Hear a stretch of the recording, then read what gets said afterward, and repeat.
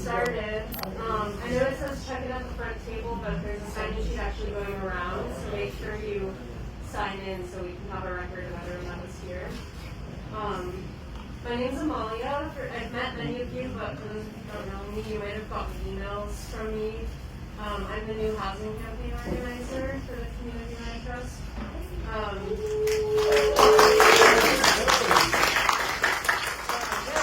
I'm just going to mask because I have a little cold, but nothing serious. But let me know if you can't hear me. I'll try to project.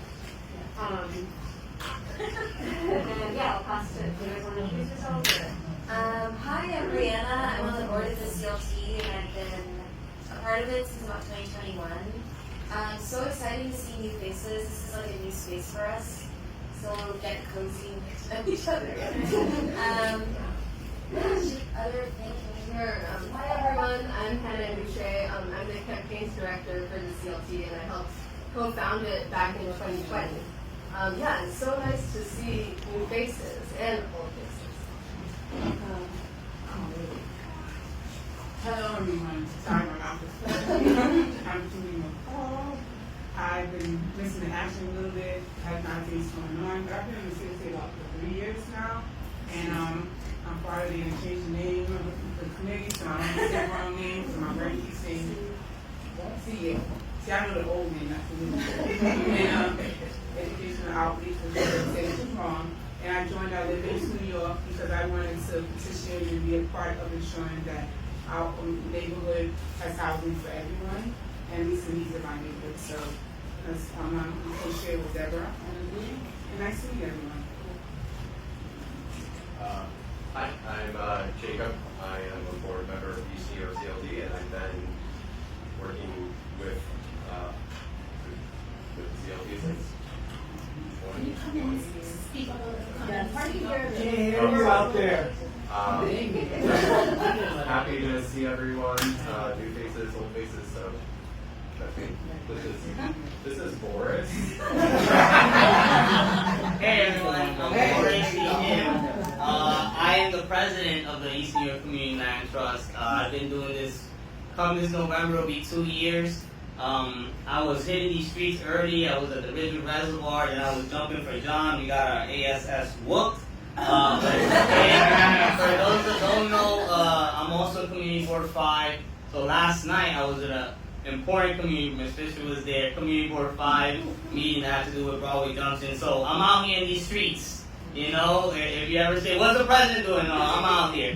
But before I was president, I was treasurer. Before I was treasurer, I was but a steering committee member. So we've been in formation for next year, February is going to be 3 years as a incorporated nonprofit, but we've been pounding these streets for like 5 to 6 years. So it's great to be with y'all. We're growing. That means people give a darn about our work. So I'm happy to be with y'all. This is the first general membership of the year, and we meet every first Saturday of the month.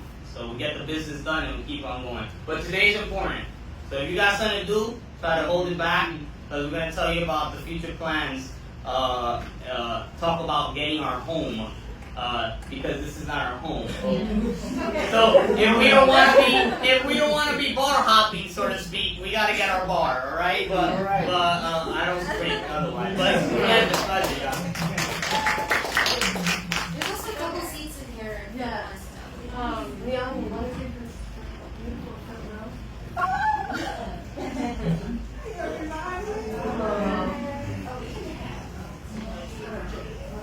Okay, so this is our agenda for today. As y'all can see, we're already behind, as always happens. Does someone want to volunteer to be timekeeper and just help, like, give a shout out if we're taking too long? Maybe, like, take a picture of this so you have the time markers and help keep us on track a little? Okay, thank you. And then if someone else could take notes during the meeting, that would also be super helpful, just of, like, any important comments or questions that come up from members. And we're going to have a vote later on too, so someone can help us write down like how many votes we have in favor. Anyone want to do that? Okay, thank you. Cool. And shout out Joey recording. Yeah. You're going to do that. Thank you. Thank you. Oh my God.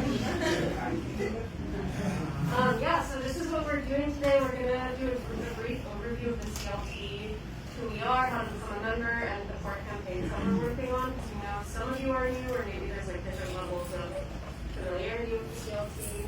And then we're going to do some updates on our structure, the committees and board, on 248 Arlington, which is a building that we acquired last year, and just like an overview of some of the events we have this summer.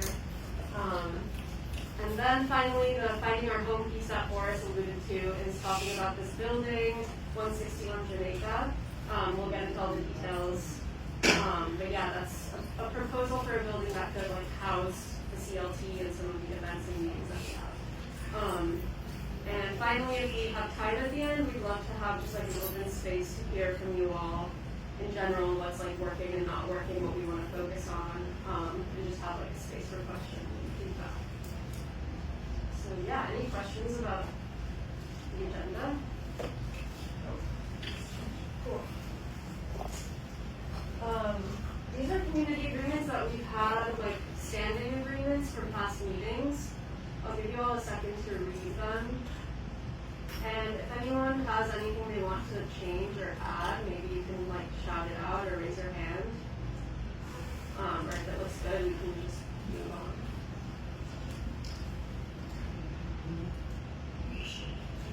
Good? Okay. Maria, do you want to do this? Yeah, so for those of you who are new or refresher for returning members, the East New York CLT started in 2020 at the heels of the pandemic, and our mission is to stop predatory investment and speculation in our neighborhood and to find like stable community by means of permanent land ownership and stewardship of the land and by leasing homes.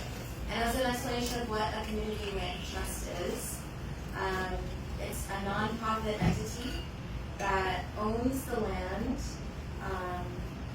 that a home sits on, and then we lease the land affordably, permanently affordably, through like usually like 99-year families, and we ensure that that home is sold to the next family for an affordable price. And an important part about a CLT is that on the board, like the people controlling the land and like our campaigns and what we use the land for is made up of residents of the neighborhood, made up of residents of the homes on the land, and made up of like mission-aligned allied board members, so that that home, like those homes, can't just be sold for more money later on. It's permanently affordable, and it's collective, like visioning for what we want to see in East New York. And it's a really powerful tool in combination with organizing to actually really build power, like meaningful power in our community. So yeah, we started in 2020 by surveying vacant land, city-owned land in East New York, and really got a sense of the landscape of the community. And like we alluded to, we ended up organizing and raising the money to buy a building outright, 248 Arlington.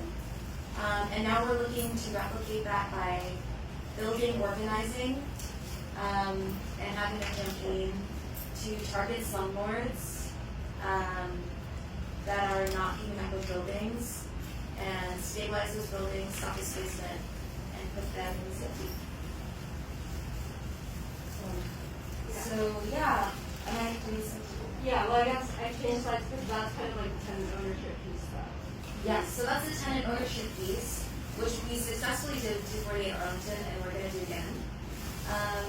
We also are looking to implement community-controlled neighborhoods, and that really has to do with the Jewel Streets, a neighborhood in East New York, border of East New York and Queens, that's sunken.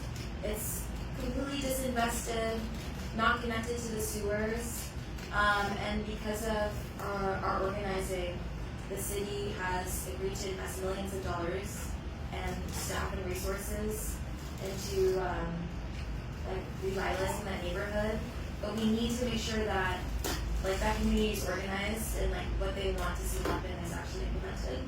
and to also put a gigantic city-owned 17-acre lot in the CLT along with development partners so that it actually goes towards community good and is like environmentally protected and not just like sold for profit. And citywide and state policy is also part of what we organize for. It helps with our other campaigns and for us to build power. Part of what we're organizing for is a package of bills in the city called the Community Land Act. One bill is COPA, Community Opportunity Purchase Act, and if that would be like if a landlord decided to sell their building, community would get a community organization would get a few months period where they can put up an offer and it can't just go to the highest bidder. So yeah.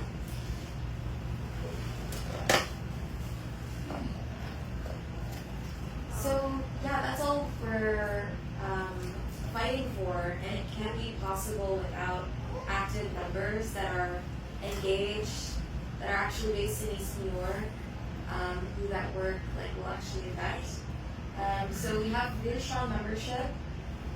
We vote on everything important, like changes to our bylaws. When we rearranged our our committees, we voted on that. We also vote on fun things like the theme of our soiree. So that's some of the perks of being a member, and it ensures that, you know, if there's something down the line that we're doing that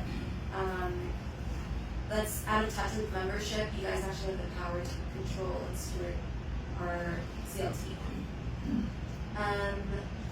We also do free trainings. We're going to do a really exciting membership onboarding training and local education training in a few months, so look out for that. And it's a way to stay connected through WhatsApp, stay notified of what we're doing, and like for you all to have a space to talk to each other. So to be a member and to actually vote, you have to be a community member in East York and Brownsville. Pay membership dues, which are sliding scale. It's like just an indication of your commitment to the organization. Attend these types of general membership meetings, and join at least one committee or coalition. And we'll talk about when the committees meet later. Ally members pay dues and are a part of our organization, but they just can't vote because we want a community-controlled organization. Any questions about members? So, these are the list of members in good standing, and this is a QR code to pay your dues or to renew. I pay mine yearly, and yeah, become a member. It's a great community, and if you want to talk more about it one-on-one, you can talk to someone in a CLT shirt.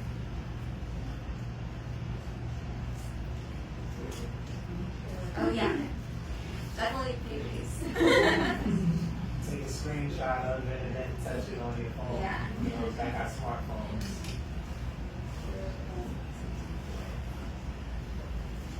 Yeah.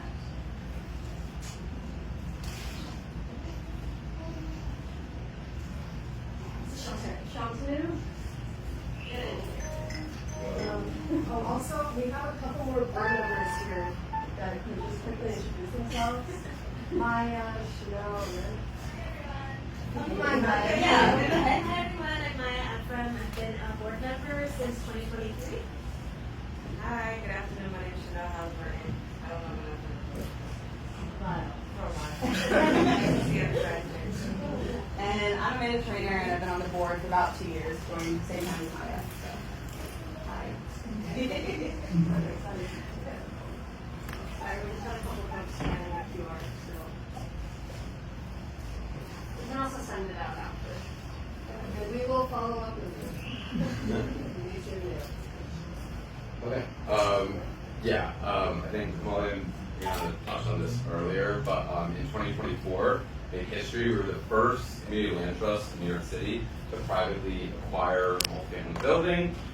It's a 21-unit building on Cleveland and Arlington, 248 Arlington Avenue, and it was a huge step forward for the org towards getting tenant-controlled housing through these limited equity HCFC co-ops. So we'll provide some more updates later, but we're currently in the process of we're going to go through a major rehab of the building and then convert it into a co-op. So all the tenants who've been living there will be able to own their apartments. But more updates to come soon.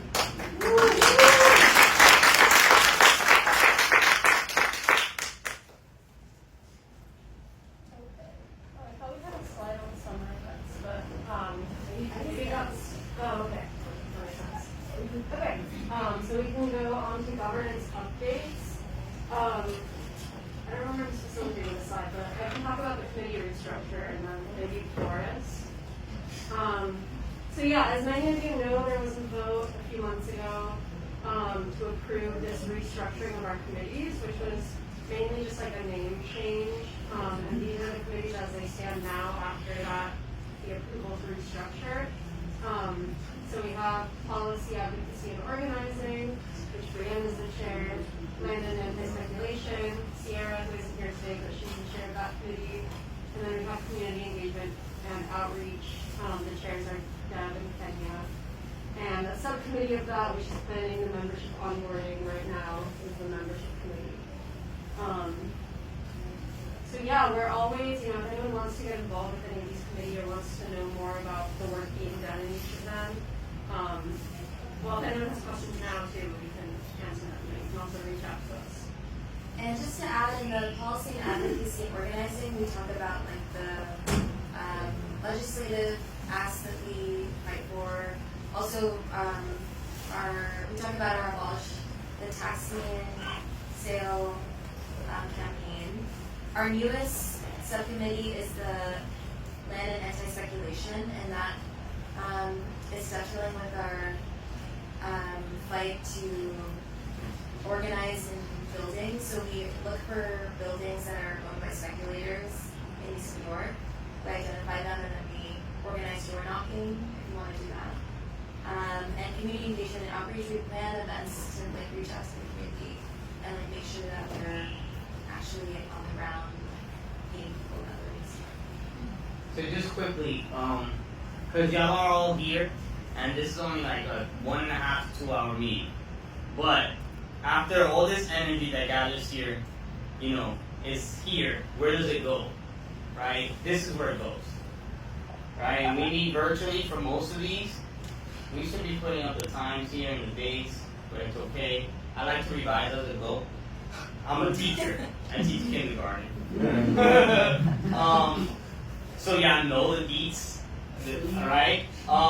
But policy, advocacy, and organizing, any legislation, if you're interested in legislation, fighting for legislation, if you're interested in meeting with electeds and holding them accountable and bringing power to the to City Hall and Albany, that's where we're at. Right? If you want to pen a letter to them, if you want to pen an op-ed and an editorial for a newspaper, we're working on one about Broadway Junction actually, that's where you want to plug in. If you want to work on what are going to be our next land or buildings that we're going after, this is where you want to plug in. If you want to plug in on the Jewel Streets, because there's a 17-acre lot out there that's public and the city's going to release a request for proposal, what does that mean? It means that somebody's going to be able to bid to then build there. 17 acres is huge, right? That's where you want to plug in. If you want to plug in on community engagement and outreach, which ultimately means organizing for events. Our soiree is our next event. I think we have information on that. The tasks, the logistics behind events like soirees, and even logistics behind organizing rallies and stuff. Because these two are supposed to work in tandem. Everyone's supposed to work in tandem with community engagement. That's where you want to plug in. Deborah's not here, but Kenya's here. They help to co-chair it. Sierra's not here. She helps to co-chair it.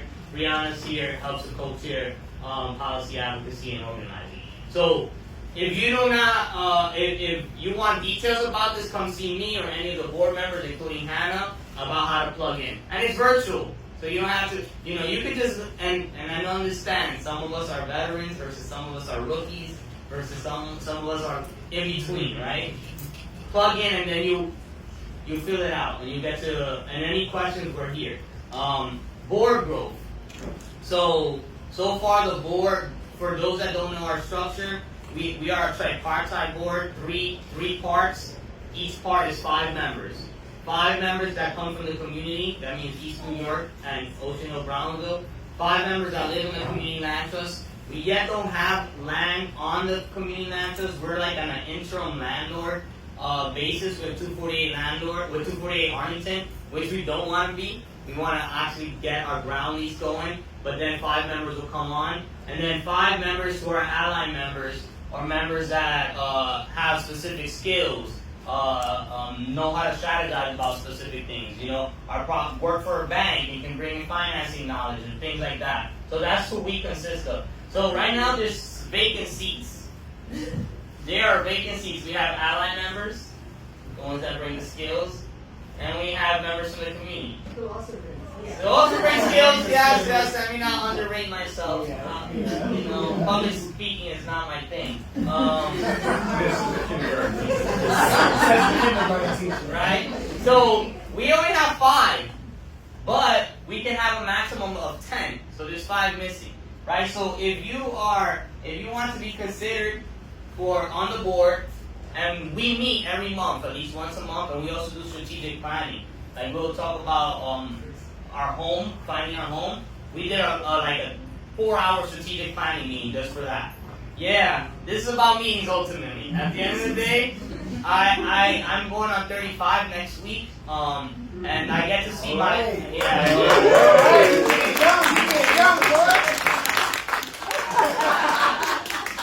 But I get to see a lot of my elders in the community board and so forth, and get to see how much mileage they've already put into the community, right? And I can only say I would be glad to put as much mileage as they are. So I know my road is still yet built, but put on some mileage, and that means meeting mileage, right? That means come over here, bring your creative juices, collaborate, because without collaboration, democracy doesn't move forward, and people that are empowered them, they have held accountable.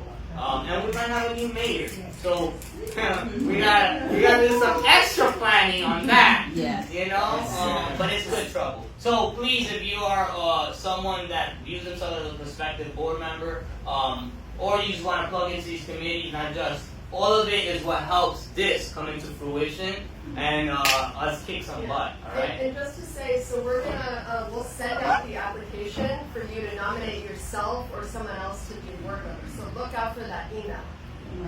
Yeah, and then come prepared at our next meeting, October 4th, to just talk for a couple minutes.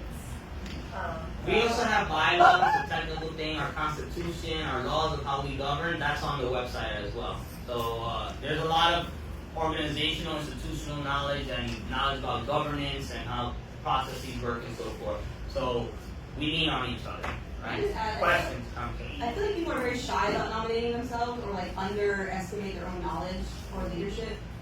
So if you have questions about what this process is like Maya and I had to do it, we had to kind of pitch ourselves at a steering committee meeting. So I'm happy to talk people through that and do some questions. I mean, any of us would be, but I just want to throw that out there. Like, if you're interested but are wondering if you have the skills, chances are you probably do. So please, like, really step forward, because I was someone I never would have seen myself on a board, and then Hannah asked, and I'm like, I can't say no to Hannah. So, like, please, I don't know, don't underestimate yourself. If you have questions, we're happy to talk you through it. Yeah, and just piggybacking off that, the 2 minutes on October 4th, that's really, like, I think that would really just be like introducing yourself and why you're interested in being a board member, and maybe like what experience you have that might be relevant. So it doesn't have to be like this high pressure speech, it's just like sharing so that people have context when they're voting on who they want to be on the board. Questions, comments? Concerns? No? Alright. After. Can we do this? Okay, thanks. Okay. I also realized I didn't introduce myself. My name's Sean Snow. I'm a senior project manager at CLT on staff. I'm helping lead the rehab and co-op conversion of 248 Arlington. There's a lot of, I think, seems like a lot of some new faces here, and it's been a while since we've had a meeting. So quickly, to just let everyone know, kind of what we're doing where we're at, expanding from before. So as I mentioned before, we are in the process of rehabbing the building. The building is really old. It was built in 1930, and the previous slumlords of the building, every owner before just kind of let the building kind of like wither away, basically, and let all of these like maintenance issues kind of like rise. So that's part of the reason we kind of like came in, because the tenants were organizing the building, because there was all these issues. The previous landlords were always messing with like the rent registration with the state and everything. So it was the perfect target to come in and be our first project. So now that we are the interim owners, we want to make sure that we address all of these long-term issues that have been outstanding for decades at this point, like the boiler, the plumbing, the roof, the facade of the building, all these things that have like caused harm to all the tenants over the past decades, really.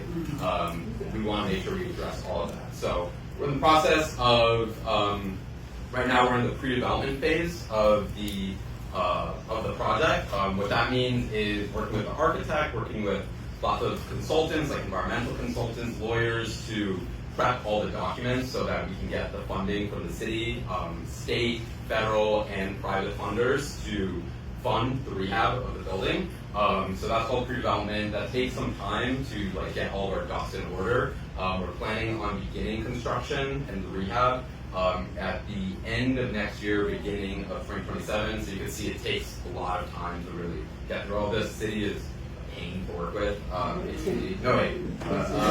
And then the rehab then approximately takes 1 to 2 years. After that, we'll convert the building to co-op, at which point all the tenants of the building will then own their apartments. And it's a co-op, so everyone owns shares of the building. They get to own the right to live there, to own their apartment, but it's collective. So that's essentially the quick overview of exactly what we're doing. Some updates. I realize the slide didn't update from before, but that's okay. So some bigger, more micro level updates. We just were committed a $600,000 grant from the Federal Home Loan Bank of New York. That's really important because it's a grant, obviously, not a loan. But the way it kind of affects tenants is that it helps make the tenants, it helps make the apartments more affordable to buy. We want the sales price of the apartments to be as low as possible. It's not going to be like for the tenants, the building consists of low income, moderate income tenants. We're not selling these units for $200,000 or something ridiculous. It's going to be, we don't have an exact number yet, but it's going to be a really, really small number. And getting these grants really helps make it more affordable, and it also reduces the private debt that the building has to take on. It's also really important because that means their rents, which will convert to maintenance fees, don't have to support as much operating costs and debt, which means they can also be lower and stay, about at what the level is right now, which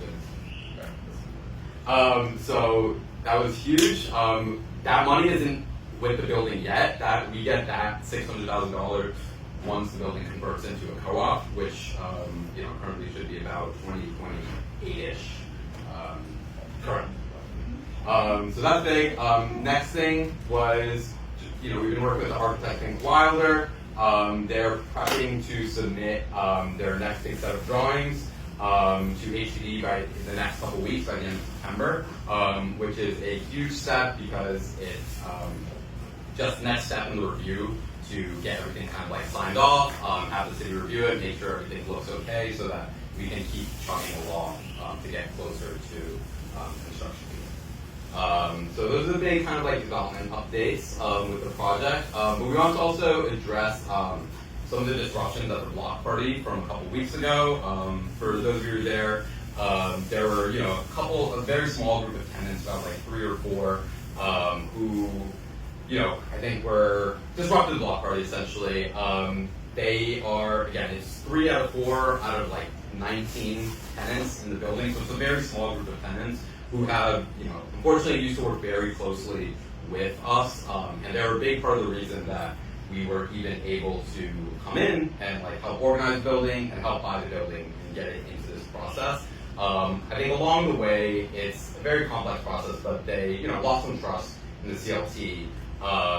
But, the reality is, there's a big shift that comes from external organizing to internal organizing. The external organizing part is, when you're organizing against your landlord, right, your slumlord, trying to get all these repairs done, trying to make sure that your rent is going to the right thing, that you're not being overcharged, versus internal organizing right now, which is a process, which is, the tenants kind of coming together as a unit, right? Because the building is going to be a co-op, and it's going to only that's only going to happen when all 19, actually 20 tenants come together to work and be like, okay, we are a co-op, no one owns this building individually, we own it collectively. And that shift in fighting and in mindset, I think, is very tough because the stakes are also a lot higher. Before, everyone was tenants and whatnot, but now, like, everyone's going to own their units, and, certain cracks start to come through. That I think is our job as, CLT and professionals to help kind of work through those dynamics and still organize and unify the tenants, because, you don't need to be friends with everyone, the tenants, tenants don't need to be friends with everyone, but they do need to kind of like come together as tenants. And the tenant council, who is kind of essentially the TA for the building, who's elected by the majority of the tenants, has also played a large part in helping unify the tenants and kind of like bring everything together. So it's kind of like when you buy the building and when you complete the acquisition campaign, the work really starts. The work of like figuring out how to work together. The CLT and the tenants, we need to work all together to make this happen. And we take very seriously like our shift. We're an organization entity, right? Like we do grassroots organizing, but now also we're an interim landlord of a building. So that comes with a lot of responsibility, and we want to continue to make sure that we hold up our values and that we're responsible and accountable. And that for us means like working through any dynamics for the tenants. Even if it's a small group of tenants, like it's super important that we continue to work with them and build trust and stay professional and stay focused on bringing the building together so it can be a successful co-op. But we wanted to create this space because many of you were at the block party and you were aware of, the disruption and like the tension, right? So we wanted to create a space for people to also ask questions.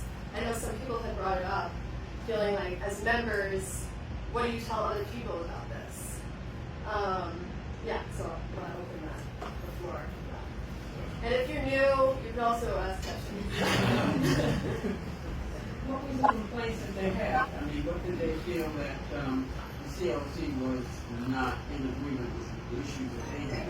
Were their issues so different from, I would think, what this unit is, this organization is trying to promote? I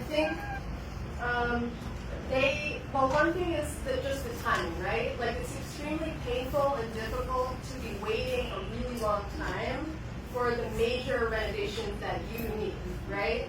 So it's kind of like, I think a piece of it is a lack of trust that the renovation will happen.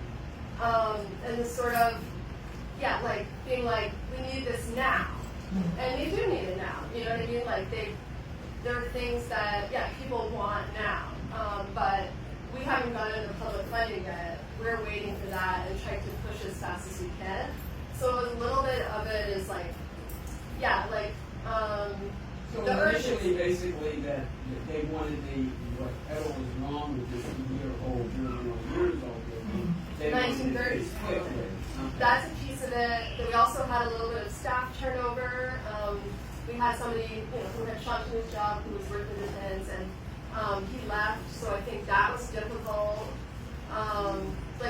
There were things that we can be accountable for that made things hard on the tenants. And this is also the first time we're ever doing this.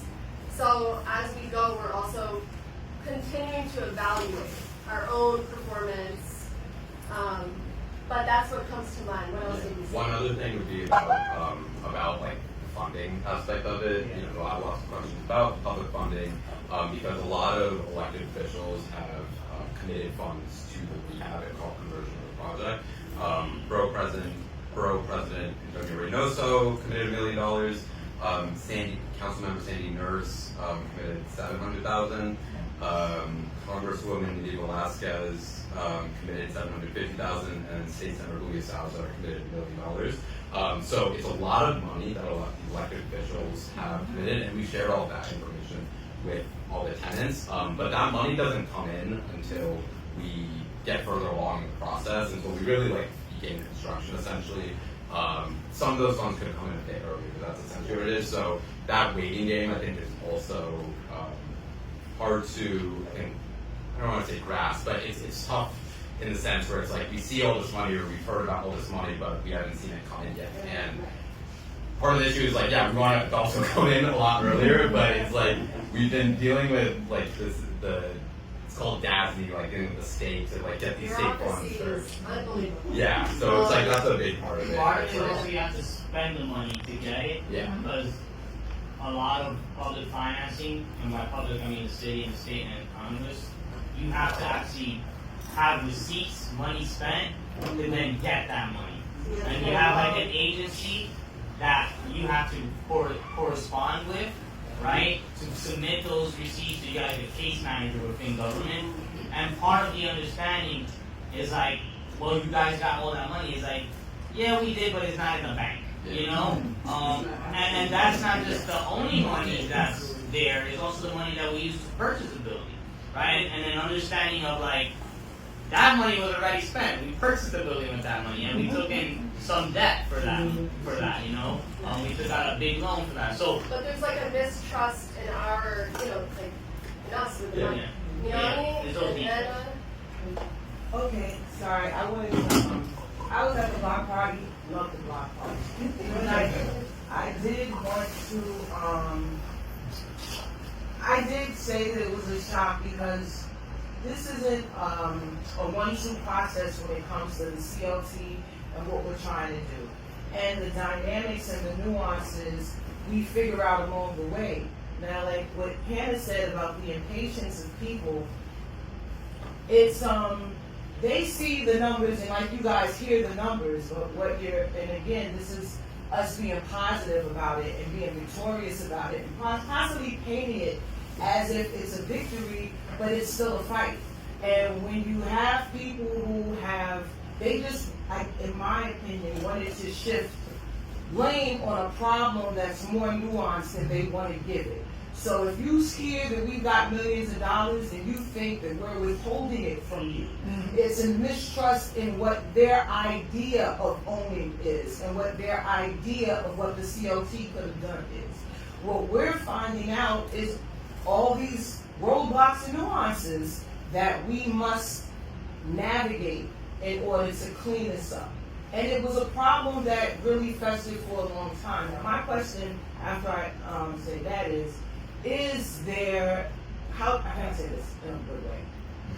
You don't have to take abuse from people who don't understand what's going on. Is there any way that people who don't want to live there, don't have to live there, they're not entitled to own their apartment, but there is a shift in owning the apartment. Now, do they have to qualify to own their apartment? Do they just qualify because they already live in the apartment?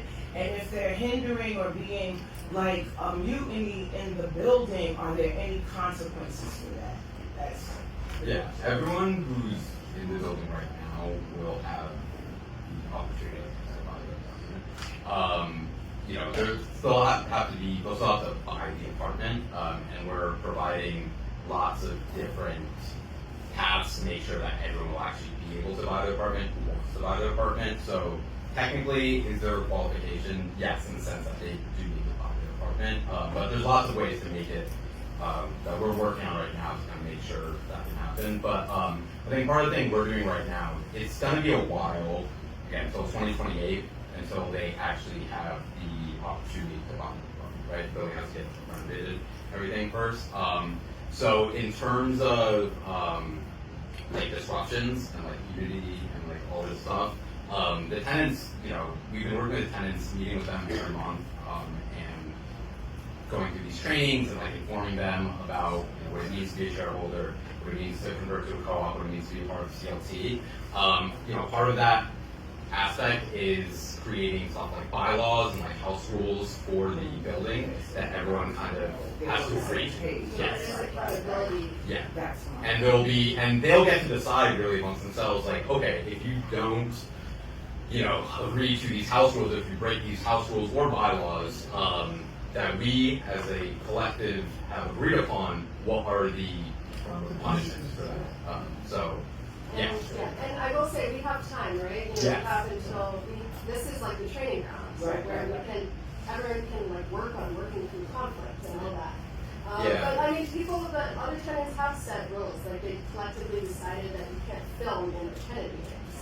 Because it prevents there from being trucks. So things like that have been great. Anna, and then Anna. Okay, so I want to bring some context to this because I was a housing organizer for social local development when I was working at 248 Arlington back in 2008. And that was when they were having challenges with these slumlords. They were not making themselves available. People that are still there, I commend them because this is an investment of time. And because they were dealing with such incredible living conditions and no one was answering them. Maybe last year sometime a group of these tenants had come to, and they were disrupted to community boards because of the frustration. Now, I'm telling you 2008. So these people have been in this situation for such a long time. Yes, we are community land trust, and we are, trying to help the situation at this point. They've been in that for so much longer, and we have to try and understand their frustrations. Yes, it's going to take time for things to happen, but in their investment of time, there's been so many people that were ingenuous, and they trusted them to help them in a situation where now they really, you really have their frustration is causing their mistrust, and wanting to see something happen sooner than later, where we're saying, be patient because we just got this. They've been patient. They've been in it. They've surpassed. They brought their children up, and then it's like the most interesting thing when they did come to the community board, and some of those tenants remember me as being their organizer, knocking on all those doors, doing 311 complaints, bringing HPD in there.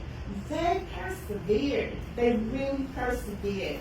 So with the workshops and maybe bringing them a little closer to what's happening behind the scenes will help them to eliminate some of the frustration, but alternatively, it's a mass frustration that's going on because this is their livelihood. This is what they have. When they meet with us here, you come home and you deal with your situation. They have to stay there. So a little bit of understanding with what's going on. Yes, they want to make noise because they want things to happen. They want to see things materialistically. Yes, they understand that the money is there, that the money is coming in, but down the pipelines and due to legislation and paperwork and everything that needs to happen, they want to be involved in that process so they can have a better understanding that this is not yet another organization that's going to try to deceive them and still prolong their suffering. So that's it in a Thanks for nutshell. that. That was extremely well said. And I think you're absolutely right. It's just this accumulation of frustration and trauma and It's tough because like the home is going to be the source of like most trauma in your life, and it's like that's not going to be unlearned in a year. I will say though, we really want every tenant to be actively involved in the decision making, and that's what the meetings are about. So that's what we're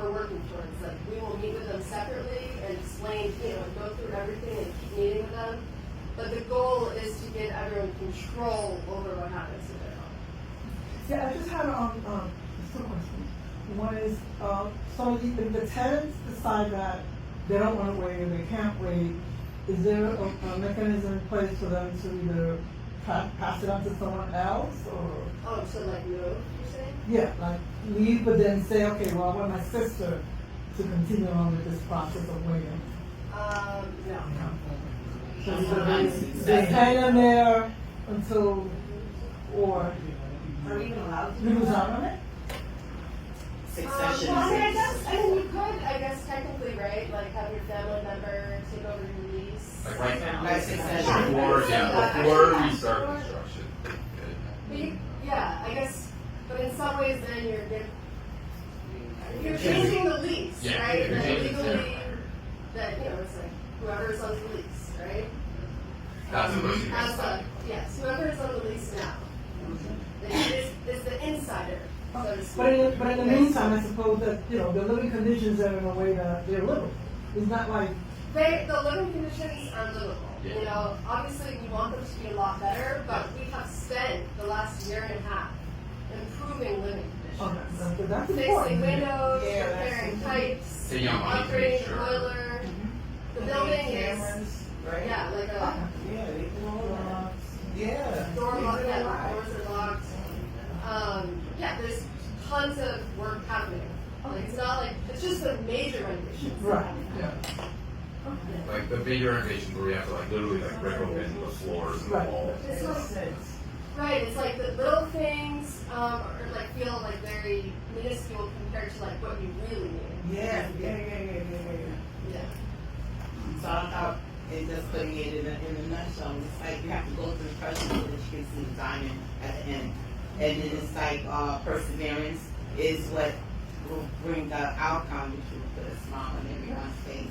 And it's like, yeah, we stuck it out. Right now it's complaining, but in the long run, and with the investment and time and patience and all of that, to have CLT really come to fruition, they'll be so proud of all of this will be just a memory in the background. Yeah. Exactly. Not all this work you're doing is easy. That's right. I just, not necessarily, well, two, maybe a question and a suggestion.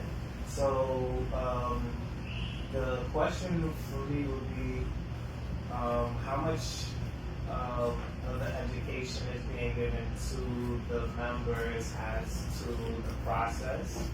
And, the suggestion would be, if not that much, kind of like when you are awarded, let's say, $1 million from the senator or something of that nature, packaging it to understand. So it's like, yeah, we're awarded $1 million, but that's coming in 2 years, contingent on this kind of thing. So it's like, yes, a big win, but it's certain things, because also I think in doing that, you want to try to be able to hold these individuals accountable to the money that they allocate towards these things, because it is kind of like a promise and hope that we make good on our part, so then they make good on their part. But then it's in these times, funding isn't secured, so how can, in a sense, how do we secure that money so that we can make sure that once we get to that space that we can ascertain those funds? Totally. So, and like when you say members, you mean like tenants in the building or like members of the CLT? Informing the members of the building. Okay, The tenants, shall I say. So yeah, I mean a lot of this work we're doing right now, like cutting through the red tape, is making sure that that money is secured, right? Because like we had commitment letters for all this. Yeah, we had commitment letters for all this, a year and a half ago. But now it's like, okay, getting into the government portal, sending in tons of documents, hearing back from them about the documents, submitting more documents, and then getting the contract that we both signed done. So that's been completed for all of them now. That money is secured. It just won't be received until the designs for the project are approved and construction begins. Which makes sense, right? It's like you know, oh, you don't want to, like, the government doesn't want to distribute funds for a project that's not going to be up to code. They need to make sure everything is up to code. But I think what Angus is saying I guess is good. Like, if we get allocated some money and we announce it, we should say, like, the breakdown of kind of what's happening with that process. You know, Yeah. you don't have to get into those details, but I think if people haven't had access to government contracts or had to work for a nonprofit or like they're really hanging on to make their money, that kind of thing, like they don't get how stupid it's stupid. And so it's like, how do you conceptualize how stupid this process is of actually getting the money? Because it's stupid. I don't know. Yeah, we don't the know. way that I just explained it and the way Shantu has it, maybe it's not going to work. But maybe I just don't We've believe done it a you. few They times. just don't believe you. That's what it is. Yeah. They just But it's don't also like believe kind of none of the mind-boggling. facts. It's like, if I wasn't doing it, I don't know if I would believe it. But are you Right. Yeah, why does it take Right. years? That's what I'm saying. And that's kind of where I'm coming from. Yeah. So it's like bringing it down to ebonics. So it's like, like really breaking it down to like dropping all of the pieces. So it's like, no, I'm not saying breaking them. I'm like dropping all of the breadcrumbs. So it's like it's on paper. It's like, all right, this is this process. So you know it. It's not that you're just hearing my words or that you gotta go seek and find yourself. Like bring them into your world. So the frustrations that you all are going through, so that they feel it as well, so that it's a pressure point on them. Right. And I think that is. like Amy said, like if you get $1 million, say this is what we were given $1 million for. This is when the money we expect it to come in, and this is what is contingent upon. Like these are things X, Y, Z you have to do until we can actually get it. Yeah. Do you do that, or do you think that? I just wanted to add something. So with public funding too, it's public information. And so when we get funding from the council member or the borough president, they list that information on the website. So if it's about communicating that this is actually money committed, we can also share that documentation and we can also find that documentation somewhere. So it's not, you know, it's documented. Yeah. So we can make sure that our residents see that it's committed to our organization, and then we can also communicate that money hasn't necessarily made it to our bank account, but it's a committed thing that's on the elected officials' website. Yeah. One thing I'll add is that, so we've held our meetings with both the small group tenants, but also all the tenants, kind of like going over all these funding processes and like just like giving them at least an overview. One thing I think I've realized is that, you know, you'll communicate one thing someone wants and everyone will be like, I got it. But it's more so about getting it to them like consistently and all the time and having that kind of like open line of communication, which I think is we've been trying to do this small group where it's like having these monthly meetings and being like, okay, what's the funding process again? Here's what it is. What's it again? Here it is, here it is. And then that's kind of the way, in my mind at least.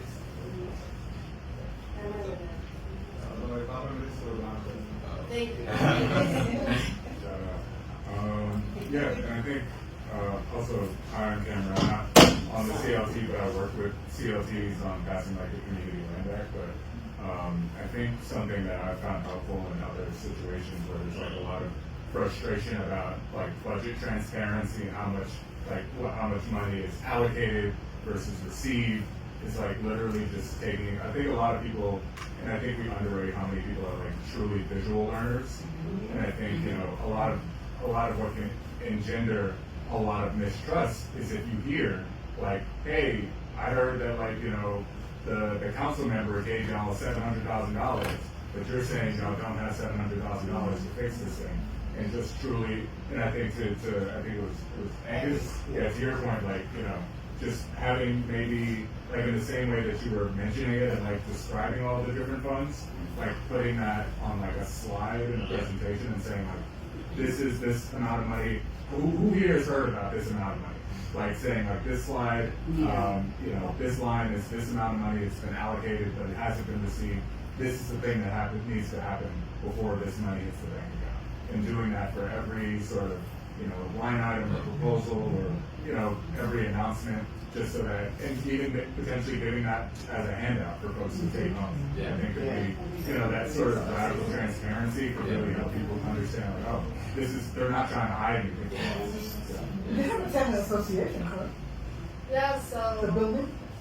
Yeah, I mean, I mean, it's not like formal, so to speak, but yeah, they elected a president, Yeah, vice they like their president, board and of four. So then they're the ones that we really need to like drill in, because hopefully they understand it. Because if they don't understand it, then they're not being able to relay it back down to you. I think that's a really good point too, like making sure that the leaders Yeah. can explain to everyone else. Absolutely. I think I will say part of it is, hang on, both sessions are great. And I agree. And I think the town council does understand it very well. I think part of it is also honestly like being able to like get in a room and just like speaking with them and being able to like hand it out. I think it's been kind of like a big struggle so far. Like, when we had the meetings, had the handouts and documents or whatever, we're able to get to a spot that's like of like decent like understanding, at least temporarily. It's just that when there's the wait, at least in my experience. Yeah. AMHD has a very organized and intended organizing training that may be good for them to participate in and to look into that. That would be cool. Actually, one of the senators did it, the apprenticeship, and like learned a ton. Nice.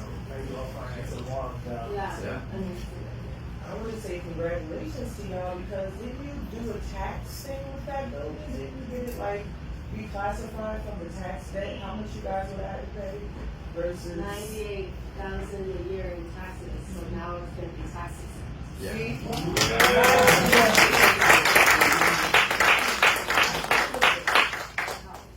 Yeah, why you say you all? You too. Yeah. I ain't been in that building like that. I just come from barbecue. And then maybe let's move on. So, have you met with the architects already that you have something visual that they can look at to see this is the finished product of what this is gonna look like? Sometimes it's good to check out the back of the book and see how it's gonna end, and then work your way forward so that you have something to look forward to. Yes, this is what this is gonna look like. This is gonna be my place, and and kind of look at it backwards. So that could be the vision board. Yeah, so we provide updates based on the drawings to tenants as they come along. It's a bit of sometimes it can be kind of like two-handed in a sense, where it's like we don't want to show them something too early, because when things are being reviewed by HCD in the city, lots of things kind of changing all the time. So, and that's been part of it, where it's like we'll say one thing is going to happen, and then things change because of millions of reasons. And they'll be like, oh, why did it change? So it's kind of like this balancing act where it's like sharing a lot, also being very clear, and it's about building a trust between us and the tenants, kind of being like, we'll show you this. Also, there's an understanding that things will change. Also, that's also getting to that level. But I do think that once we have visuals, it could really help. Yeah. So I'm excited for that. And yeah, I just want to say, I'm hoping we can continue talking about this, continue to evaluate our work and hold all each other accountable. Because we don't want to just become like another nonprofit affordable housing developer. That's not who we are. We're trying to do something different here, and that means constant evaluation and accountability. Any questions? Okay. Well, speaking of the block party, it was also really fun. Did anyone go to any, I know a lot of you did, but block party or one of the beach days? This was like one of the beach days. Anyone want to share about their farmers market down here? Anyone want to share any takeaways or? Julie? I went to a bunch of things, but I had never been to Rockaway Beach before, and I went with the CLT, and it was just the most chill beach day ever, because it was no organizing, it was no advocacy, it was no information, just being together and hanging out, and it was super, super fun. So I just want to thank everyone who went to an organization that just does sometimes have fun. Nice. Yeah. And Julie wanted all the spots to the beach, so thank you for providing your car. Sometimes just like hanging out and celebrating is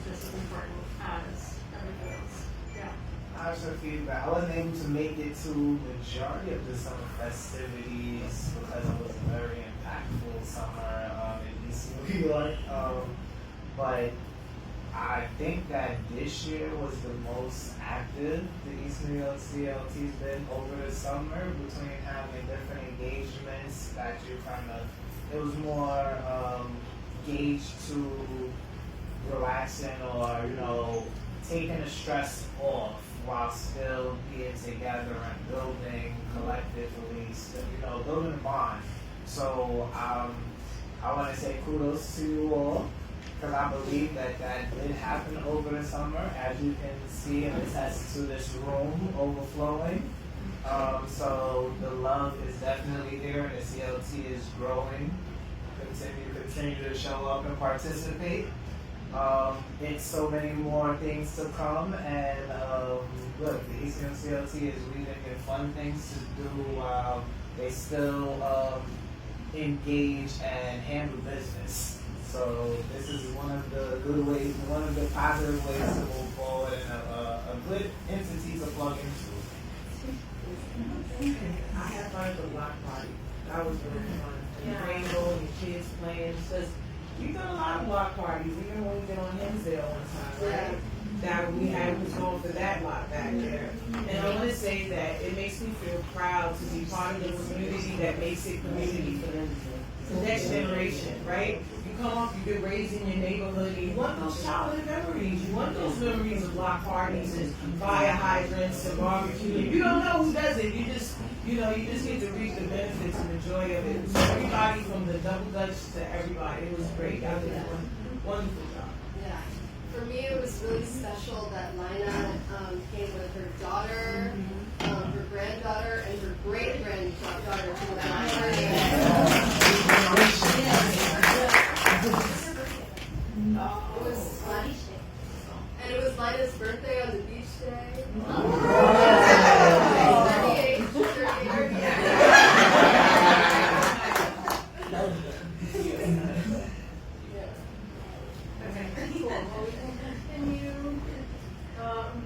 Speaking of events, we have another really fun event coming up, the Autumn Soiree. And you want to share about it? Yeah, so you guys know the Autumn Soiree, our biggest party of the year. It's a fundraiser, but it's also just, a really good, kind of crazy party. And so, yeah, we really hope everyone will come. Tickets are $50 for the community, and then, if you can pay a solidarity ticket, that's $75 to $100, that's great too. But yeah, that will include, free drinks, really good soul food. We're getting catering. We're gonna have enough food this time. DJ, really epic photo booth. If people remember, that photo booth was insane. I felt like I was on an amusement park ride. And yeah, it's just a really good time. And the East NY CLT member who sells the most tickets gets a $100 gift card. So please sell some tickets. Think about who, what neighbors, friends, family you want to invite. It would be great if everyone could invite 10 people. 10.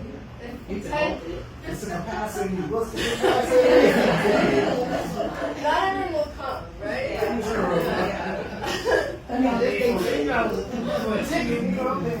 Where else to get open bar and food for $50? That's what I'm saying. Like, if I'm coming, I'm just one of those. But we really need to sell the tickets. It's kind of like, it's coming up. And What is the theme? The theme is Mardi Gras. Yeah, so we're going to masks. And the motto of it, whatever the message is, tagline, thank you. Our power, our movement. Okay. And now Scott special. There's flyers for it in case you all want to take some to toss around. Yeah, or you can. But yeah, if everyone can take a couple minutes to write down 10 people that they're going to invite, that'll be huge.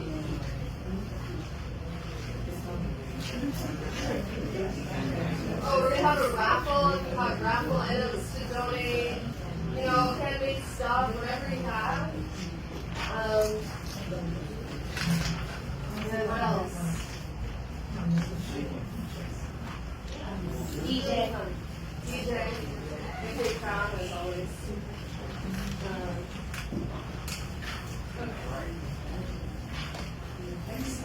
So we're moving on to just to check in on where we are on the agenda. We're going to talk about this proposal for our home, we're calling it, purchase of this building. And then, yeah, that's the last thing. So we have some time for this, which is great. And then we'll have an open space at the end for, after we talk about this proposal and vote, we'll have some open space for like general feedback and questions from members. So Lawrence, are you going to do this one? Yeah. So, you know, we are an organization, and I would love to tell you why we need a house. I mean, by a house, I mean a place for us to meet and have meetings. But I want Sean to tell me why. So we're missing a home. The East New York CLT home. I'll call it home base. Why do we need a home? As an organization. I've heard from y'all too much. Some new voices. I'm the type of teacher that's like, oh, it's the same students. No, they're not even sorry, I see you. I saw it. Alright. You and then you. Why do we need an office space, a home, somewhere to operate? Why? So you don't have to be in a preschool classroom. They go to this whole place my granddaughter goes here. and I've been connected to this place before some of y'all were born. But the next time we here, we need to be in the community room downstairs. Whoever organized this. No, they're fixing the floor. Okay, so I'll give them a pass on that. When I was walking up the stairs, I was like, why am I coming to my granddaughter's class? And I have to text. And who was at my house, wrecking my house last night. But the point is, if we have our own place, we have a meeting space. We have a place for people to come into, and hopefully it's mixed use, and we have some rentals to go with the whole situation. I talk a lot, by the way, so I was a little bit. Okay, there's enough room capacity, so I'm going to go here and then over there, yes. Alright, so I feel like we need our own space because it kind of fits with the mission statement of what we're trying to accomplish. Yes. We can't really, give people the opportunity to have homes for themselves if we don't have our own homes. Yes. We need to complete our mission. And complete or fulfill our mission. Why out, Julie? Someplace where people can come and know where they can get answers, support, have a conversation. Support, services, and I heard also build like come and meet. So building camaraderie is what's important. Julie, go ahead. Free advertising, just to have a building with the name of the CLT on the outside of it would go to what was just said, that everyone knows we exist, it's there, and you see the name every time you drive by, which is this is an incredibly central location. Everybody goes by this spot all the time. 61 Jamaica Ave. Central location. The centralized hub.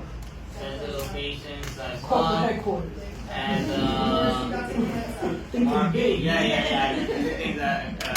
Go red, pink, black. I'm sorry. I think it would offer stability. Stability. Oh yeah, I like that word. Yes. Okay, we are expanding because we started out small and now we have a big, we do keep expanding. So we need more space. Yes, so I'm putting enough room provided to meet and expand. Expand our membership. Expand members. Alright, yes. Joe Alright. and To have an office, to have gadgets, meaning computer, internet, copy, machines, keeping a record. Yeah. Right now, the details are, we have a co-shared space at 2996 Fulton Street with Cypress Hills Local Development Corporation, who was given the seed funding to build a community address. This is our history, right? So it's important to know. So we got funded through City Council. They made this initiative called the CLT Initiative, and it helps now fund like 12. Back then it helped fund 12 CLTs across the city. Now the CLT network has expanded to like 15 to 20, and that same funding helps to gives it to the CLTs to pay for staff and so forth. So we use some of the funding to pay office space to Cypress Hills Local Development Corporation, and we can't even meet like this in that space. So I totally agree.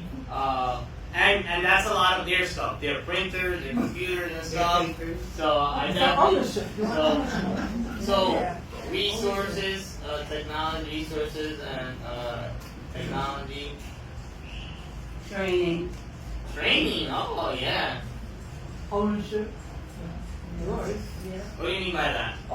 Like, you don't see how we purchased the 248 Arlington, so this would be yours. So it's kind of leading It'll be away. ours. Yeah, ours. So it kind of leads the way to future opportunities of acquisitions. Also, so you could like, okay, so yes, so you could plot for future acquisitions. Build a portfolio. Acquisitions and builds our portfolio.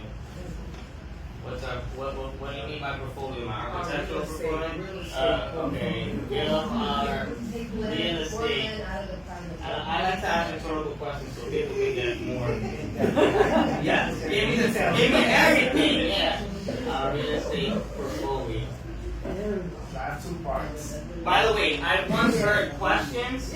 You go on a quest to answer that. That means you go into that rabbit hole. Anyone that ever gone into their rabbit hole that was like, why is the wind here? Where did it come from? So you ask that question. Question the keyword, their quest, right? So I'm always someone that I've learned, and I've been told this as someone who has an administrative license to be a principal, is like, Boris, you know a lot, but you just gotta ask questions. That's it. You gotta ask questions because you know a lot. So it helps you to get your juices going. Yes, Angus, go ahead. So 2 parts.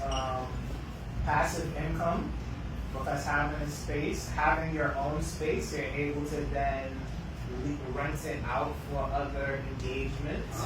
And then 2 is collateral. So in the event that you're acquiring more space with other spaces for the real estate portfolio, having real property, you can use that as collateral because it's an asset that you can borrow against. And if you know that's a sound investment that you're making, then it's worth leveraging your assets that you have to grow the portfolio. Yeah. Imagine we put our home base for collateral. This sounds so terrible to me. But yeah. But Morris, yeah. if you could take the lady's word ownership, that needs to go above the word plot, because those 2 things are really sub to ownership, and I don't think we need to leave that word out. Like, you should probably put a dot there, no, right in the front, like big. Ownership is big. It can't be small. I think what she meant though is like we own our space. So I'm not just gonna put here collective ownership then. Yes. Yes, all of us. Well, we're a land trust, so it is collective, but the word ownership is important. What this young man talked about was ownership also, so it's very important. I'm sorry. That's good. That's how. Absolutely. Yeah. Ownership. That's right. Love it.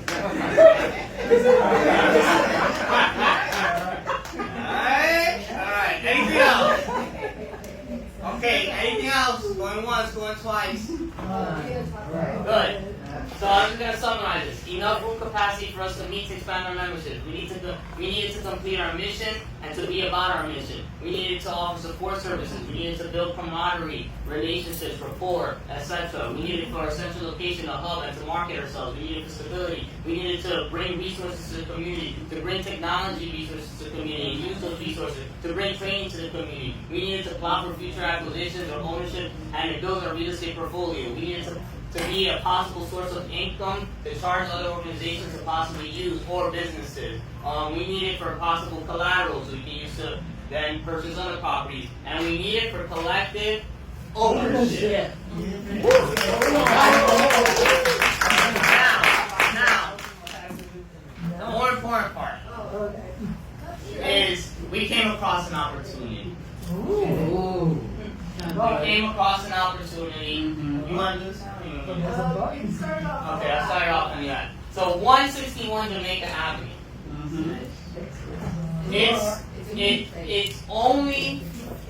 It's a formerly used manufacturing site, but now the usage is commercial office space. It's vacant. Oh, sorry. Thank you. It's vacant. It's 2 floors. And both floors are vacant. There's some details about it that we're gonna have to talk about and discuss. Like this was used for what kind of manufacturing use? So back in like 1930, it was used for people to paint wagons. They were painting like I think wagons that horses were pulling. I don't know. Horse-drawn wagon. Yeah. The ones that carry you Central Park that they're trying to ban those. All right. But you know, the paint probably like has lead in it. You know, so it's important to look back at those leases to think about the state of the building. So possible environmental remediation is needed, and then there's a courtyard space here, which according to the broker can fit 9 cars. I'm skeptical of that. 9 movable cars. 9 two-seater. Yeah, the one all cars. That's it. And so, and the top was previously used as a rental hall. So there's a tons load of bathrooms in the space because there was actually work that was possibly done illegally. And by illegally we mean no building permits were taken out. This happens in New York City, of course. We all know somebody, right?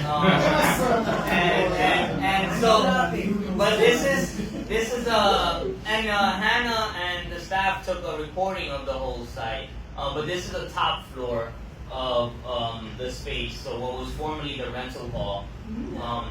And the bottom space is just as expansive or spacious. So this is like one of the top sites we've come across. There's no residential on it. It's actually there's no residential on it. So and you got the details on the purchasing price and everything. Yeah. All right, put it up. So the asking price is we get all the time. It's $2.2 million. We think we can go lower than this. We want to go lower than this. That is overpriced. But there was a community-based organization, Churches United for Fair Housing, that bought an office space, a manufacturing building, with not the same amount of square footage actually, which is smaller than this space, right, Hannah? For what was the purchasing price? Get ready. 6 million. So Bushwick, just the neighborhood next door, right? But heavily gentrified, right? So you could tell that here we're working with something that's workable, but we will still want to go under. We still want to go less. If we want to go, that's why by the way, so we as a board brought this and we're like, yeah, let's bring it to the membership and see if they agree. And go put it up for a vote.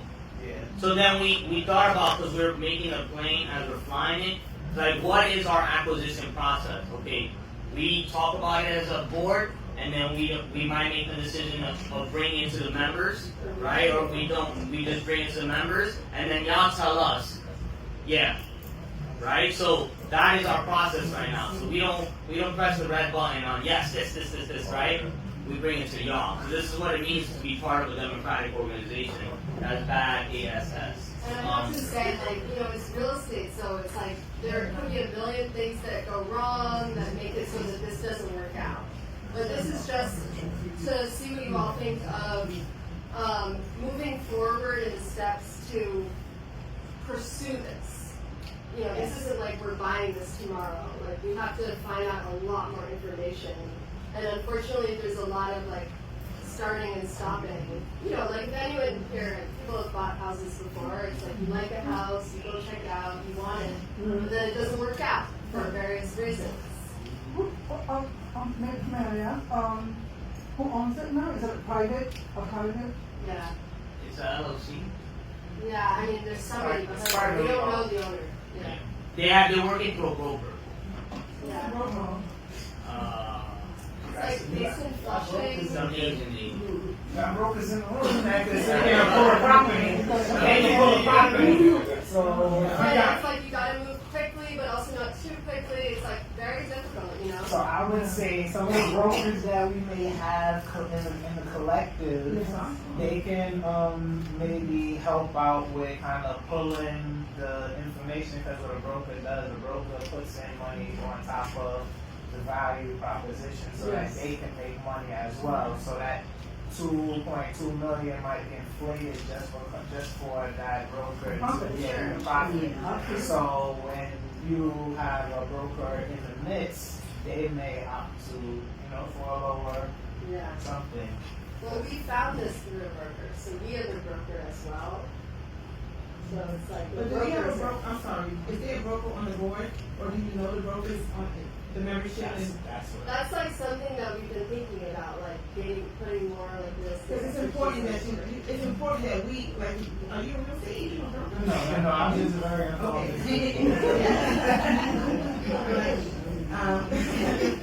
It's important that the board consults with a broker that's on our side, not the listing broker, and not even your broker. We need a broker from this in-house. From this community. In-house. We used to have our vice president was a broker. Yeah. She moved up upstate. We can still talk to her. We can still talk to her. Yeah, you can still consult. Yeah. And you need to do an inventory of the membership, because you have people in here that are very connected. Anyone So have you'll know a what contact they for a know. broker? A trusted broker. Commercial broker. Commercial broker. Okay, so we'll talk to you when it gets happening. Anyone else that we need to talk to?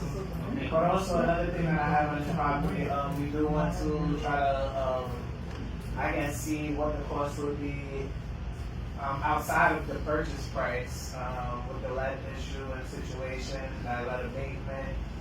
That goes into the millions of dollars just for that type of treatment and things. So we want to make sure that we're making a sound investment in order to move forward. It's nice as a large space and open and everything, but we want to make sure we can legitimately afford the overhead costs of putting it online and being able to utilize it. So if we want to move forward with this building, 161 Jamaica Ave, and folks have more questions, we can talk about more questions about the building and its current usage and how it currently is designed. But we would vote today to say yes, let's go forward, and then that would mean we would bring an architect, an engineer, and also talk to our specific broker, right? Do a walkthrough and see what potential inconceivable expenses there are as well, right? That we haven't done to do a solid walkthrough of the space with these experts, right? And then, if the purchase is feasible, we will move forward and make an offer, right? And negotiate with the seller and also start fundraising in the meantime. we do, for transparency's sake, have some funds raised already. Unfortunately, one of the sites that we wanted to acquire, 94 Jackie Robinson Parkway, which is Tammy's site, is no longer like a viable site. We've been talking to Tammy for her as to why those reasons are. So we have some money in the bank to help us put some down payment for this building. We will use that. But ideally what we would want to do is fundraise for the whole acquisition. Right? And then ask our electeds also. So city budget is due July 1st, and then the state budget is due April 1st. Why am I putting those two statements out? Because through those budget process, we could secure funding to leverage public financing for this as well. Alright? So those two will be sources of additional fundraising, private fundraising, throwing events of fundraise, reaching out to donors that already gave to us, high-end donors, and also leveraging public financing. Yeah. The idea would be to get public funding to pay off the whole cost of the purchase. But the thing is that we know how slow that is, so we need private donors to come in first and help. And that makes those out. Any questions so far? Or initial thoughts. Or thoughts? Or what we think about it, yeah. I was just wondering, even before you actually did this, have you explored the feasibility of maybe using space at 248, maybe in the basement? And if you have, what are the pros and cons? Great question. Well, I think it's important to us to. The question was, have you considered using the space like in the basement of 248 Arlington? You know, the building we own. So yeah, we have thought about that, but it's important to us to allow the tenants to decide how they want to use that space. And so I think it's going to be largely like an amenity space for them. Plus, maybe, no, actually not laundry, but.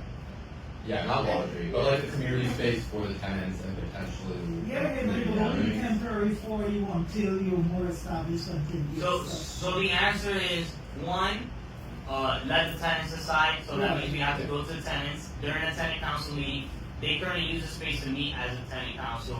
I will also say that the space is quite confined. It's not as big as, it's actually wouldn't even be as big as this space.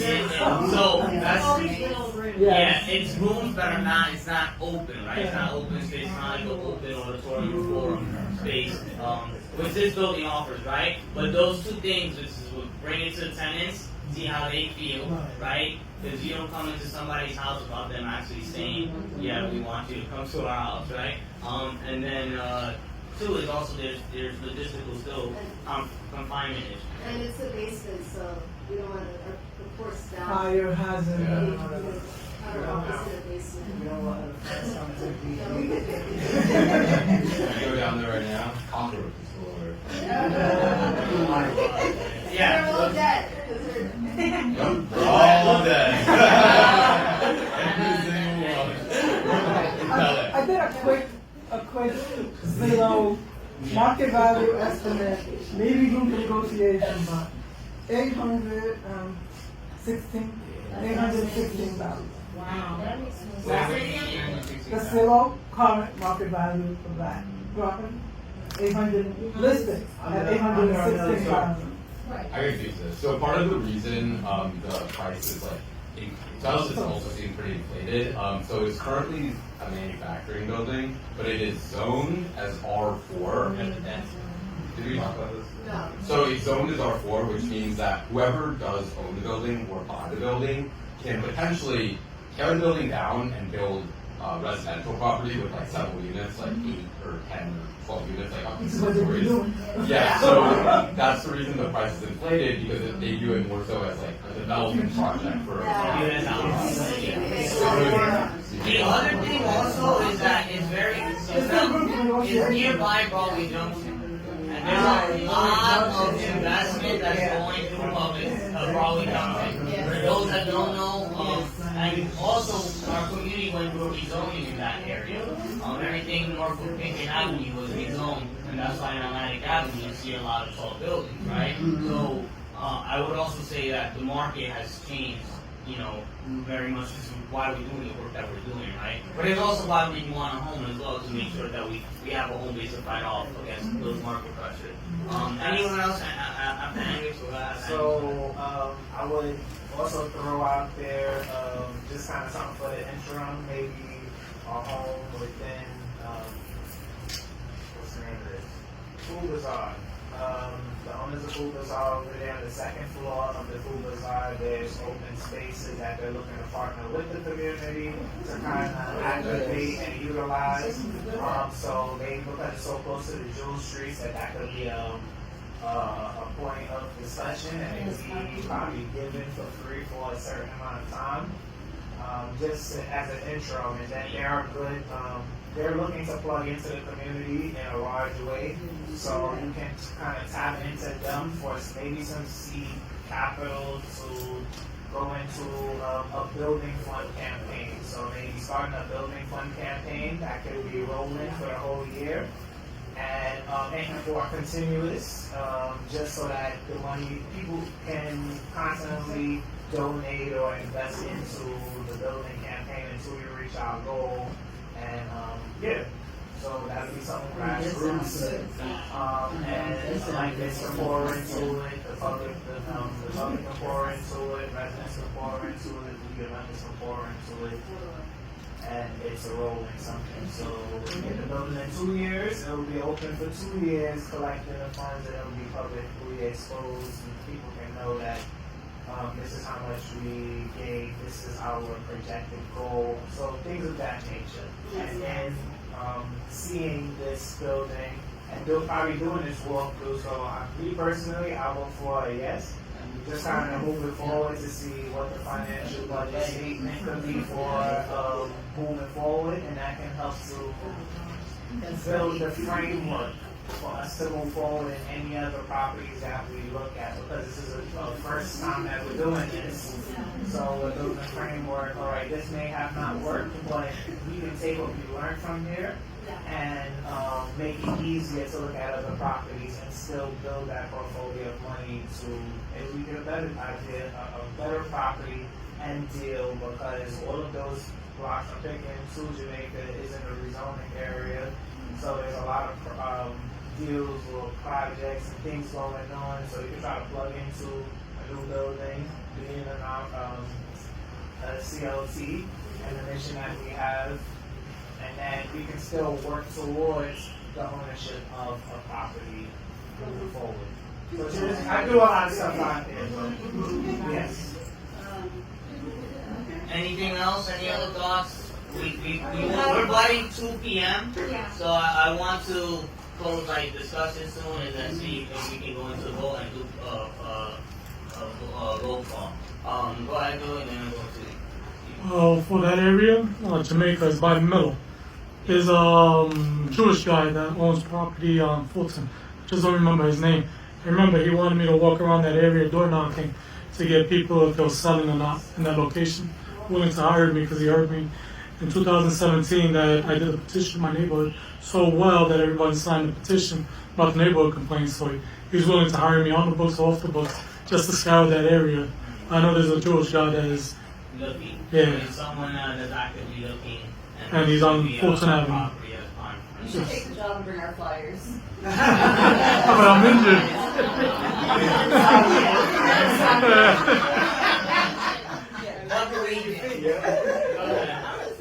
How long has this property been on the market? We don't know, but it did have a different broker before. So there's a chance it's been on the market. It's been on the market before the pandemic. So we gotta be careful. So yeah, it's been, it was being used, but they had the for sale sign on it or available sign on it as well. My mom has a birthday. Not for rent? Not for rent? It was available sign. Oh,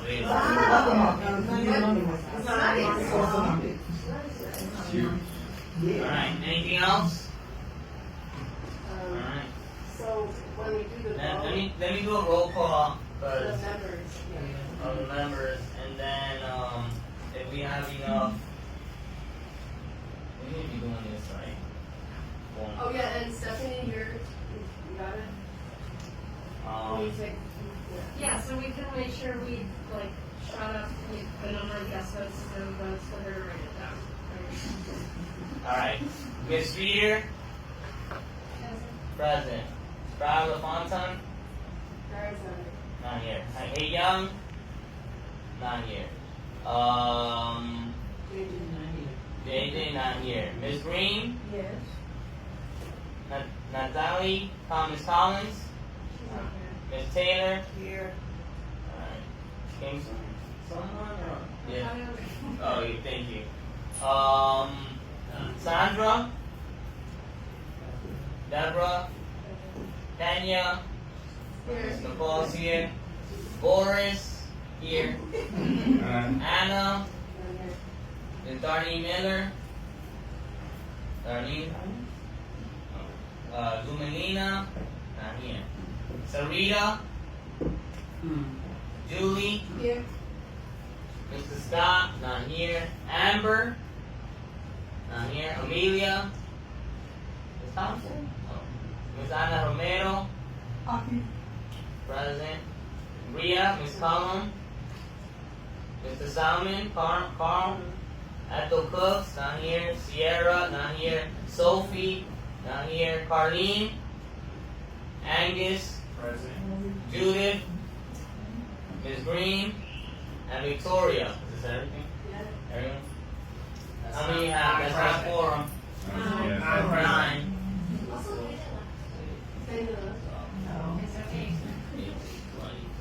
Alright, is this list updated? 30.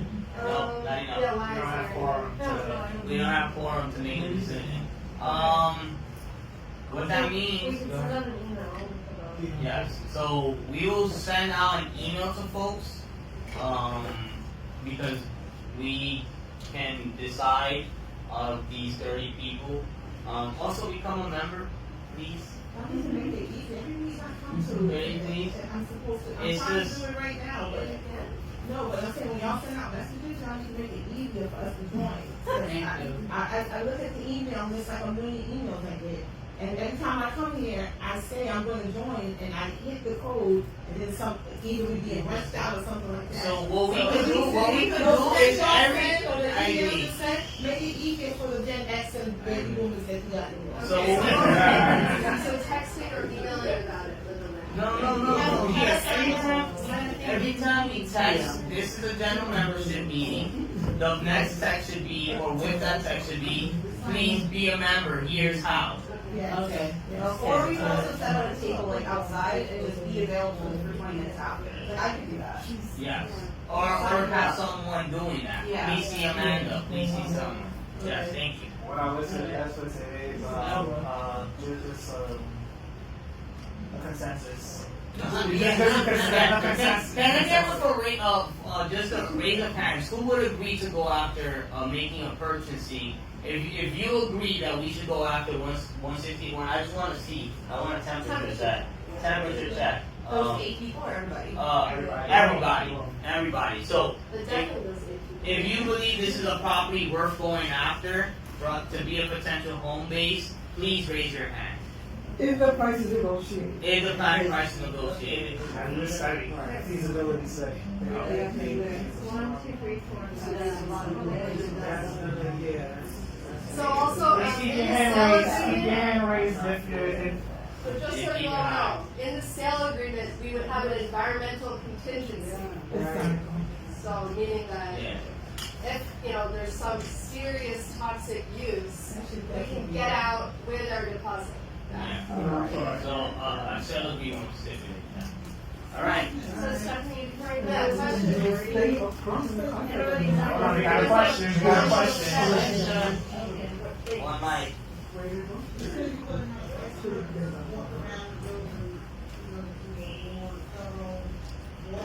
Yes. It should be given on that, Correct. what they find Yes. according to going forward. Yeah. Like, for what it looks like there, I think it's worth going. Also, you said something about the tank on the front, something on the front of the building was red. Yeah, but the use that they had, that it was used for like in the 1930s was pretty toxic. So to get that off, and will it be at the previous owner's expense? That is something that we could work into a sale agreement. Feels like difficult to get them to agree to that, but it would maybe then the strategy is to lower the price because we're going to be the ones to pay for that, and it's going to be a couple $100,000. Yeah. So I think that's right. That's Because they'll give me a negotiating damage around goods. that. So we lower the price of that we can afford to. And this like vote is just to allow the CLT to go to the next step, which is bringing the architect and engineer for the walkthrough, not like buying it, not like signing. Just for feasibility study. Yeah. But one other thing, by the way, I think there should be a proposal. I would go for this building. It's a great opportunity, but it would definitely be negotiated now. Because I feel that this whole situation is predatory, and is what we've been trying to get rid of. Because when sellers who are selling to nonprofits, they think we got funds, we got money, so it's going to be priced at the highest. Right. So I think the proposal that should have came first is a proposal of buying a property as opposed to an exact property. Because we really should have more than one property to compare anyway, to be honest. Yes. You understand? So I would definitely, if I was on this board, I would have definitely brought up the point that instead of bringing to the membership a specific building, bring to the membership the proposal of purchasing, of ownership. And then we should have multiple properties. We should never be ready to go for one. So I just want I want to like understand this better because so we did the whole strategic plan, right? Where everyone voted to finalize the strategic plan, which said our goal is to grow our housing units that we have of the CLT owns by 25 units in the next 5 years. So that was voted on. So there was already kind of like this, what do you call it, like a mandate to purchase. So we already have that established, the purchase. Yeah, that's in the strategic plan for the CLT, which we should continue to like send out so we can remind people of it. But that's separate from the. Right. That's separate from a commercial office space. So I would say this. I think in honest assessment of this is we haven't found a property that actually can compete with this. But we can give you a property that's like this is a comparable. In fact, we've even looked at homes because some homes, like churches use homes, because there's just not a market for a space like this that offers what we're looking for, like with like open forum type space. And so that's the main reason. But we can do that next meeting if you want. Yeah, the original thought was like buy a residential building, work with the tenants, and it has like ground floor commercial. But the issue was that all the spaces, like Boris said, we didn't find anything that was right. As long as we don't let the seller broker know how much you want this place. Yeah. And we negotiate like sharks and let them know that they're not dealing with people who don't know what we're doing. Yeah. Because the sellers and all these other people, I'm telling you, I'm attached to the real estate industry. Yeah. I'm your money lady. I'm a financial lady, and I've been that. And the point is that it's a good opportunity, it's a good building. But 2.2 million, come on now. $1 million probably. Yeah, that's way over. Guys, what's the address of the new lots property? The new lots, the one that's right here. 577. So 577 new lots, perfect example. 577, and then we gotta get going. 577 new lots is a comparable building, but it's actually ground floor commercial, and then it has like 9 residential buildings. 9 residential units, excuse me. 9 residential units, it's actually nearby. You can look at it. 577 new lots, literally across the street, right? There's 3 small businesses, down there. Sorry, down there. 3 small businesses. We're not gonna kick them out, right? And there are 3 great small businesses owned by black and brown people, right? A bodega. You know the restaurant, what's it called? Blossom? Right? So that is a comparable building. We haven't brought it forward because this is not viable. Not viable. Why? Because we're not going to be able to use it, right? Like we want to use it, so it's not. But that building is for sale, how much is it for Yes. sale? 1.8. I mean, is it the same zip code? Because that would be a comp. Different zip code within the same community district. What's the zip code of 161? 11207. 11207. And this is from 11207. Yeah. But it's 11208. Okay, so 08 and 07 are close? Yes. They will still use those comps. But even having comps of other buildings, But it's still not the same square footage though. But anyway, so like I said, it's not comparable. Anyways, let's get out of here. Alright. We did get some. We good? Okay. Please tax us for feedback. No, it's not. What the next time we will be meeting is. I just gotta put the next meeting. Well, we do want to know this. Besides size and email too. October 4th is the next meeting and it will be here. Yes. TBD. Hopefully in the community room. If you're not doing your floors, alright? Yeah, we will have so October 4th, y'all. Appreciate you coming. Is everyone okay with video recording? And to make sure I can post it with this. I want to post it with the 75th precinct page on the culture.